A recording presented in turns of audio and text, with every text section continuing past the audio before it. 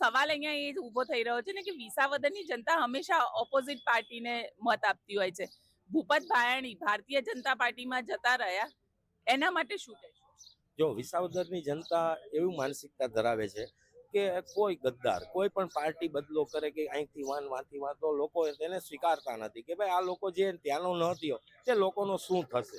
આવું માનસિકતા છે. કોઈ નવા વ્યક્તિને, નવો હોશિયાર માણસ આવે તો વિકાસ થાય, લોકોનો અવાજ બને, કાંઈક નવા જૂની ઓફિસોમાં કામ ન થતા હોય કામ કરાવે. અત્યારે બધું ઠપ પડ્યું છે. તો ગોપાલભાઈ એવા થોડી હલચલ થઈ, કામ સારા થાય છે. અત્યારે લોકોને મજા આવે છે. લોકો અચ્છા, મુખ્યમંત્રી પણ અહીંયા આવ્યા હતા, વિકાસના ઘણા બધા કામો એમને ભેટ આપી. બેન, આવું તો વર્ષોથી આ તમે સાંભળો, અમે સાંભળીએ છીએ, પેપરમાં આવે આટલા કરોડ, પણ ક્યાં? રોડ ઉપર તો ખાડા જ છે. 100% તમે આવ્યા છો તમને ખબર જ છે.